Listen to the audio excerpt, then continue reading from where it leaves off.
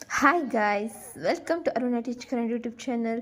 So ಇವತ್ತಿನ ವಿಡಿಯೋದಲ್ಲಿ second year BA ವಿದ್ಯಾರ್ಥಿಗಳು ಯಾರ್ಯಾರೆಲ್ಲ BA BCom ಅವರು ಎಕ್ಸಾಮ್ ಕಟ್ಟಿದ್ದೀರ KSOUನಲ್ಲಿ, ಸೊ ಅವರಿಗೆ ಇಂಗ್ಲೀಷ್ ಕ್ವಶನ್ ಪೇಪರ್ ಪ್ಯಾಟರ್ನ್ ಹೇಗಿರುತ್ತೆ, ಹಾಗೆಯೇ ಯಾವುದರ ಒಂದು ಲೆಸನಿಂದ ತುಂಬ ಕ್ವಶನ್ಸ್ನ ಕೇಳಿದ್ದಾರೆ ಅನ್ನೋ ಒಂದು ಎಲ್ಲ ಕ್ವಶನ್ಸ್ನೂ ಕೂಡ ನಾನು ಯಾವುದೇ ಜಾಸ್ತಿ ಕೇಳಿದ್ದಾರೆ ಹಾಗೆ ಇಂಪಾರ್ಟೆಂಟ್ ಕ್ವಶನ್ಸ್ನು ಕೂಡ ನಾನು ಬರೆದಿಟ್ಟಿದ್ದೇನೆ. ಸೊ ಈ ಒಂದು ಪ್ಯಾಟರ್ನ ನಿಮಗೆ ಎಕ್ಸ್ಪ್ಲೇನ್ ಮಾಡಿದ್ಮೇಲೆ ನಿಮಗೆ ಫೋಟೋ ಮೂಲಕ ವೀಡಿಯೋದಲ್ಲಿ ಬರುತ್ತೆ. ಸೊ ನೀವು ಸ್ಕ್ರೀನ್ಶಾಟ್ ತೊಗೊಂಡು ನೀವು ಜೆರಾಕ್ಸಾರು ತೊಗೊಳ್ಳಿ ಅಥವಾ ನೀವು ಮಾರ್ಕಾದರೂ ಮಾಡ್ಕೊಳ್ಳಿ ಅಂತ ಹೇಳ್ತಾ, so let's start the video.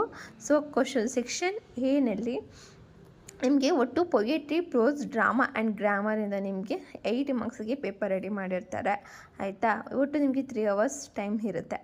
ಹಾಗೆಯೇ ಆಲ್ ಸೆಕ್ಷನ್ ಆರ್ ಕಂಪಲ್ಸರಿ ಅಂತ ಹೇಳಿದ್ದಾರೆ. ಸೊ ಕೆಲವರಿಗೆ ಗೊತ್ತಿರಲ್ಲ, ಕೆಲವರು ಸ್ವಲ್ಪ ಅಟೆಂಡ್ ಮಾಡಿ ಬರ್ತಾರೆ. ಸೊ ಅಂತ ಕಂಪಲ್ಸರಿ ಅಂತಂದರೆ ಬರೀಲೇಬೇಕು ಅಂತೇನು ಇದಿಲ್ಲ. ಸೊ ಅದು ನಿಮಗೆ ಬಿಟ್ಟಿದ್ದು, ಅಂದರೆ ನೀವು ಯಾವ ಥರ ಓದಿರ್ತೀರ ಅದ್ರ ಮೇಲೆ ಡಿಪೆಂಡ್ ಆಗುತ್ತೆ. ಸೊ ಇಲ್ಲಿ ನೋಡ್ಬೋದು, ಸೆಕ್ಷನ್ ಎನಲ್ಲಿ ಒಟ್ಟು ನಿಮಗೆ ಪೊಯೆಟ್ರಿ ಹಾಗೆ ಡ್ರಾಮಾದಿಂದ ನಿಮಗೆ 6 ಕ್ವಶನನ್ನು ಕೇಳಿದ್ದಾರೆ. ಹೆಂಗೆ ಅಂದರೆ ನಮಗೆ ಭಾವಾರ್ಥವನ್ನು ಕೇಳ್ತಾರೆ ಗೊತ್ತಾ ನಿಮಗೆ ಕನ್ನಡದಲ್ಲಿ. ಸೊ ಭಾವಾರ್ಥ, ಸಂದರ್ಭ, ಲೈಕ್ ಆ ಥರ ಟೈಪಲ್ಲಿ ಇದು ಬರುತ್ತೆ. ಸೊ ಇದರಲ್ಲಿ ನಿಮಗೆ ಪೊಯಮ್ನಲ್ಲಿ ನಿಮಗೆ ಒಂದು ಪ್ಯಾರಾನ ಈ ಥರ ನಿಮಗೆ ಕೊಟ್ಟಿರ್ತಾರೆ. ಸೊ ನೀವು ಯಾವೊಂದು ಪೊಯಮಿಂದ ಕೊಟ್ಟಿದ್ದಾರೆ ಹಾಗೆ ಕವಿ ಪರಿಚಯನ ಮಾಡ್ಕೊತ ಆ ಒಂದು ಸ್ಟೋರಿ ಏನಿದೆ, ಆ ಒಂದು ಏನು ಅಂತ ನೀವು ಬರೀಬೇಕಾಗುತ್ತೆ. ಒಟ್ಟು 6 ಕೊಟ್ಟಿರ್ತಾರೆ. 6ರಲ್ಲಿ ನೀವು 4ಕ್ಕೆ ಒಟ್ಟು 5 ಮಾರ್ಕ್ಸ್ ಹಂಗೆ ಟೋಟಲ್ಲು 20 ಮಾರ್ಕ್ಸಿಗೆ ಕೇಳುವಂಥದ್ದು. ನಿಮಗೆ 5 ಮಾರ್ಕ್ಸ್ ಹಂಗೆ 20 ಮಾರ್ಕ್ಸ್ಗೆ ಸೆಕ್ಷನ್ ಎಯಿಂದ ನೀವು ಬರೀಬೇಕಾಗುತ್ತೆ. ಹಾಗೆ ಸೆಕ್ಷನ್ ಬಿನಲ್ಲಿ ನಿಮಗೆ ಒಟ್ಟು 5 ಕ್ವಶನ್ಸ್ ಇರುತ್ತೆ 30 ಮಾರ್ಕ್ಸಿಗೆ. ಸೊ ನೀವು 3 ಅಟೆಂಡ್ ಮಾಡಬೇಕಾಗುತ್ತೆ 10 ಮಾರ್ಕ್ಸ್ಗೆ. ಪೊಯಿಟ್ರಿ ಹಾಗೆ ಡ್ರಾಮಾದಿಂದ ನಿಮಗೆ ಕೇಳಿರ್ತಾರೆ ಎಷ್ಟು ಮಾರ್ಕ್ಸಿಗೆ, 30 ಮಾರ್ಕ್ಸಿಗೆ. ಇಲ್ಲಿ ನೋಡ್ಬೋದು, ಟು ಸೆಲಿಯಾ, ಡ್ರೆಸ್ಸಿಂಗ್ ಟೇಬಲ್, ಹಾಗೆ ಜೂಲಿಯಸ್ ಸೀಸರ್. ಒಟ್ಟು ನಿಮ್ಗೆ ಏನು ಗೊತ್ತೋ ಒಂದು ಅಡ್ವಾಂಟೇಜು ಸೆಕ್ಷನ್ ಬಿನಲ್ಲಿ ನಿಮಗೆ ನಾನು ಹೇಳಿದ್ನಲ್ಲ, ಡ್ರಾಮಾ ಒಂದು ನೀವು ಚೆನ್ನಾಗಿ ಓದ್ಕೊಂಬಿಟ್ರೆ ನೀವು ಆರಾಮಾಗಿ, ಯಾಕಂದರೆ ಡ್ರಾಮಾದಿಂದ 3 ಕ್ವಶನ್ಸ್ ಅಂತ ಕಟ್ಟಿಟ್ಟ ಬುತ್ತಂಗಂತ 3 ಕ್ವಶನ್ಸ್ ಕೊಟ್ಟಿದ್ದಾರೆ ಅಂತ 3 ಕ್ವಶನ್ನು ಕೂಡ ನೀವು ಬರೆಯೋಂಗಿಲ್ಲ. 2 ಬರೆದು ಪೊಯೆಟ್ರಿಯಲ್ಲಿ 1 ಕ್ವಶನ್ನ ನೀವು ಬರೀಲೇಬೇಕಾಗುತ್ತೆ.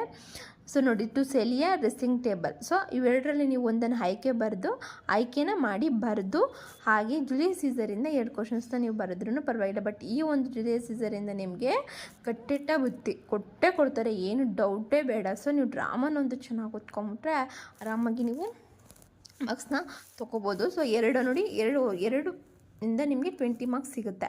ಹಾಗೆ ನೀವು ಪೊಯೆಟ್ರಿಯಲ್ಲಿ 1 ಬರೆದ್ರೆ 30 ಮಾರ್ಕ್ಸ್ ಆರಾಮಾಗಿ ತೊಗೋಬೋದು. ಸೊ ನೆಕ್ಸ್ಟ್ ಸೆಕ್ಷನ್ ಸಿಯಲ್ಲಿ answer in 3 question, choosing 1 from prose and 2 from grammar. So ಒಂದು ನಿಮಗೆ ಪ್ರೋಸಿಂದ ಆಯ್ಕೆ ಮಾಡಿ ಬರಲಿಕ್ಕೆ ಹೇಳಿದ್ದಾರೆ, ಹಾಗೆಯೇ 2 ಗ್ರಾಮರಿಂದ ಬರೆಯೋಕ್ಕೆ ಹೇಳಿದ್ದಾರೆ. ಸೊ ನಿಮಗೆ ಇಲ್ಲಿ ಸೆಕ್ಷನ್ ಸಿಯಲ್ಲಿ ತುಂಬ ಜನ ಕನ್ಫ್ಯೂಷನ್ನ ಪಡ್ತಾರೆ. ಸೊ ನಾನು ಹೇಳೋದೇನೆಂದರೆ ಕನ್ಫ್ಯೂಸ್ ಆಗಬೇಡಿ.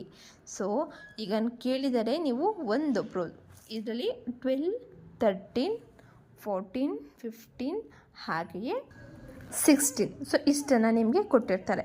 ಇಷ್ಟನ್ನು ನಿಮ್ಗೆ ಎಷ್ಟು ಮಾರ್ಕ್ಸ್ ಕೊಟ್ಟಿರ್ತಾರೆ ಅಂತಂದರೆ 30 ಮಾರ್ಕ್ಸಿಗೆ ಕೊಟ್ಟಿರ್ತಾರೆ ಸೆಕ್ಷನ್ ಸಿಯಿಂದ. ಸೊ ಇವಾಗ ನೀವು ಏನು ಮಾಡಬೇಕಾಗತ್ತೆ ಅಂತಂದರೆ, ಸೊ ನೋಡಿ, answer any 3 question, choose 1 from prose. So ಪ್ರೋಸಿಂದ ಅಂದರೆ ನೋಡಿ, ಪ್ರೋಸಿಂದ ಕೊಟ್ಟಿರುವಂಥದ್ದು ಕ್ವಶನ್ಸ್ ಒಟ್ಟು 4 ಕ್ವಶನ್ನ ಕೊಟ್ಟಿದ್ದಾರೆ. 12ಅಲ್ಲಿ 2 ಕ್ವಶನ್ ಕೊಟ್ಟಿದ್ದಾರೆ, ಒಂದನ್ನು ಆಯ್ಕೆ ಮಾಡಿ ಬರೀಬೇಕು. ಹಾಗೆ 13ನಲ್ಲಿ ಕೊಟ್ಟಿದ್ದಾರೆ. ಸೊ ಇಲ್ಲಿ ನಿಮ್ಗೇನು ಹೇಳಿದ್ದಾರೆ, ಬರೀ ಪ್ರೋಸಲ್ಲಿ ನೀವು ಒಂದನ್ನಷ್ಟೇ ಆಯ್ಕೆ ಮಾಡಬೇಕಾಗಿರೋದು, 2 ಕೂಡ ಆಯ್ಕೆ ಮಾಡೋಂಗಿಲ್ಲ. ಆಯಿತಾ, ಕ್ವಶನ್ನ ಇಲ್ಲಿ ಮೇನ್ ಏನಿದೆ ಇಲ್ಲಿ ಅರ್ಥ ಮಾಡ್ಕೊಳ್ಳಿ.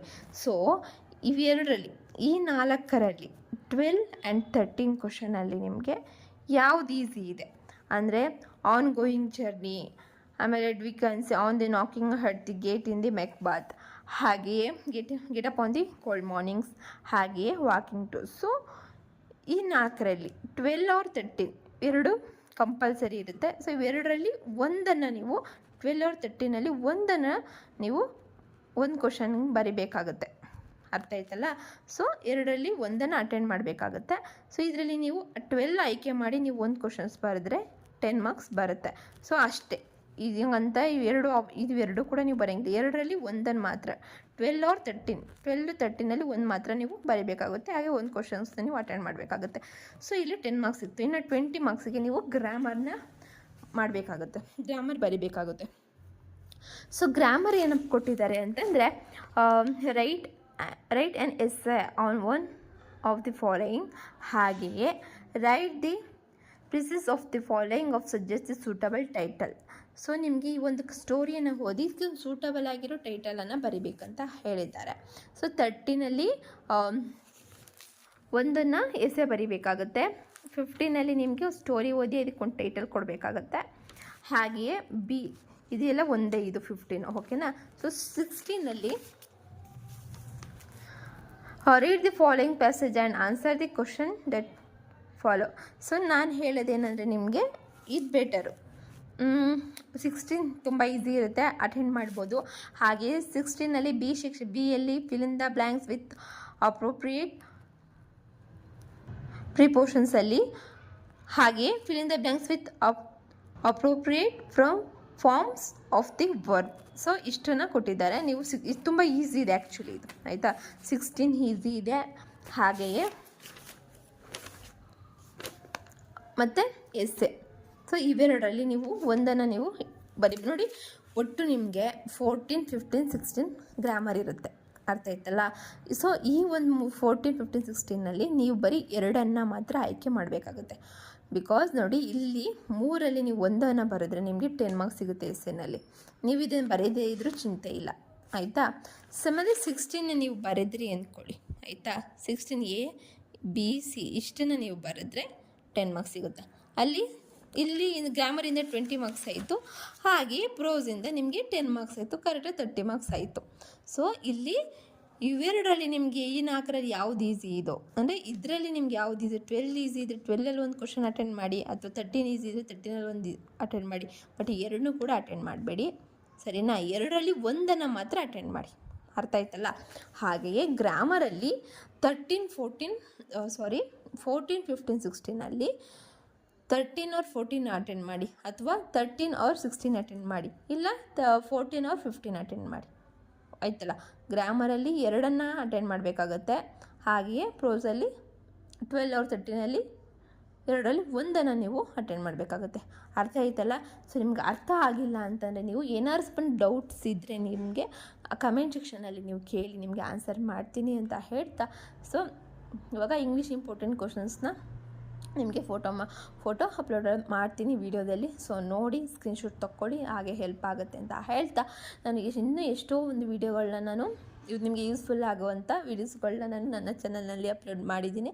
ಸೊ ನಿಮ್ಗೆ ಇಷ್ಟವಾದಲ್ಲಿ ಸಬ್ಸ್ಕ್ರೈಬ್ ಮಾಡಿ, ಹಾಗೂ ಆಲ್ ನೋಟಿಫಿಕೇಷನ್ ಮೇಲೆ ಕ್ಲಿಕ್ ಮಾಡಿ ಅಂತ ಹೇಳ್ತಾ, ಲೈಕ್ ಮಾಡೋದನ್ನ ಮರಿಬೇಡಿ ಇಷ್ಟ ಆದರೆ. ಹಾಗೆ ನಿಮ್ಮ ಅನಿಸಿಕೆಗಳನ್ನ ಕಮೆಂಟ್ ಮೂಲಕ ತಿಳಿಸಿ ಅಂತ ಹೇಳ್ತಾ, see you the next video. Bye, take care.